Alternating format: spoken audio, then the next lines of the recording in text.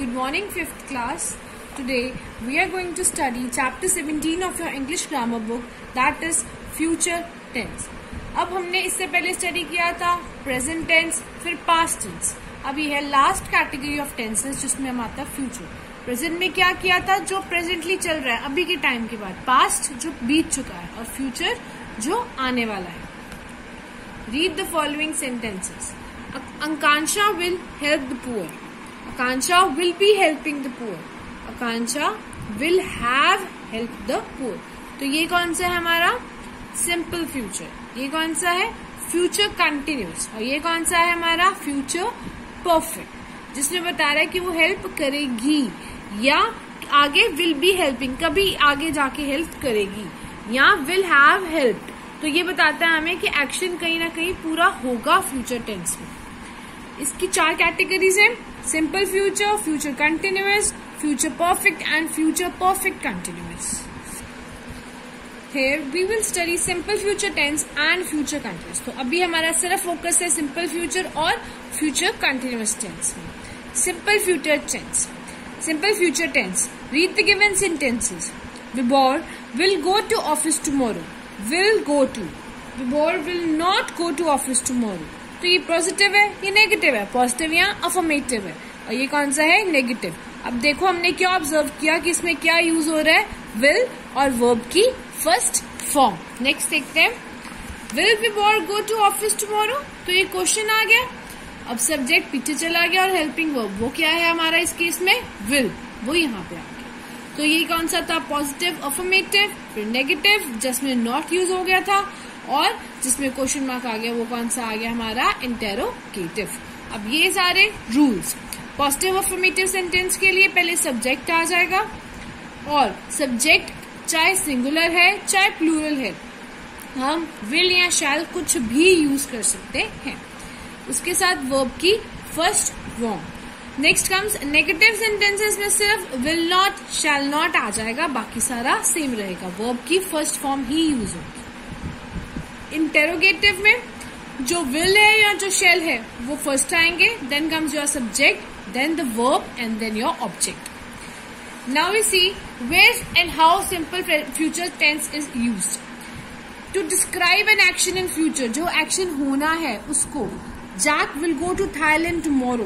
तो जैक कल जाएगा. Meeting will start at 5 o'clock. Meeting 5 बजे शुरू होगी. अभी शुरू नहीं हुई है ना, हो चुकी है, शुरू होनी है अभी. तो हमने टाइम कैसे बताना है? विल की हेल्प से. एक्सरसाइज ए देखो. Read the following sentences. Underline the verb in the present continuous tense. तो हमने क्या करना है? सबसे पहले जो सेंटेंस दिया हुआ है उसमें से वर्ब ढूंढना है प्रेजेंट कंटिन्यूअस टेंस का. रीराइट करने सेंटेंसेस सिंपल फ्यूचर टेंस में. सिंपल फ्यूचर टेंस में क्या आता है? विल या shall with first form of verb. अब देखो इसमें क्या करना है एक्सरसाइज में. The school is reopening on 4th July. तो हमने देखा प्रेजेंट कंटिन्यूअस टेंस में वर्ब कौन सा है? रीओपनिंग. इसको अंडरलाइन कर दिया और क्या बन गया? The school will reopen on 4th July. क्यों रीओपनिंग क्यों नहीं आया? क्योंकि हमने कौन सा यूज करना है? Simple future tense. अब देखो क्या है. The hunter is shooting a tiger. तो यहाँ पे क्या आ जाएगा? पहले किसको अंडरलाइन करोगे आप? शूटिंग को. The hunter will shoot a tiger. बाकी की एक्सरसाइज आप खुद से सॉल्व करोगे. Now we see future continuous tense. अब इसमें देखो.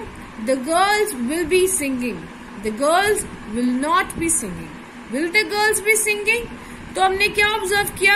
विल और साथ में बी आ रहा है और साथ में वर्ब की first form plus ING.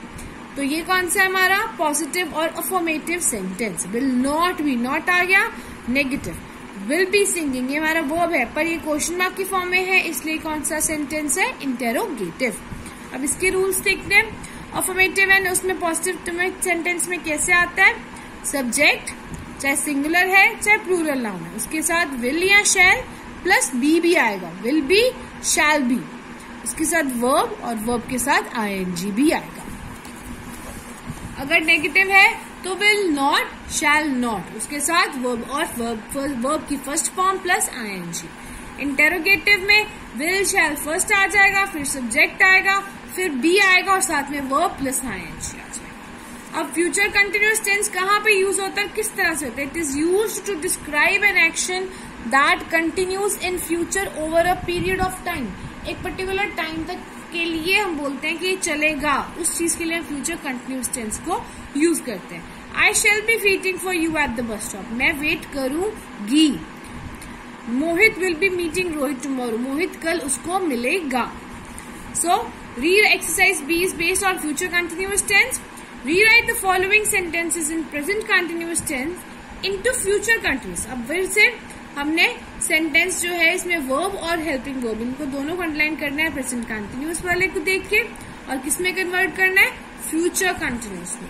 First example देखो, the peon is ringing the bell, the peon will be ringing the bell. So verb हमारा हेल्पिंग वर्ब हमारा चेंज हुआ, बाकी सारा कुछ सेम रहेगा। अब यहाँ पे क्या आएगा, the boys are flying kites, तो यहाँ पे हमारा क्या आ जाएगा, are flying is the verb, तो यहाँ पे क्या आ जाएगा, द बॉयज क्या आएगा, विल बी फ्लाइंग काइट्स। तो सिर्फ फ्लाइंग एज इट इज रह गया, आर की जगह पे विल बी आ गया। बाकी की एक्सरसाइज आप खुद से सॉल्व करोगे। Thank you so much.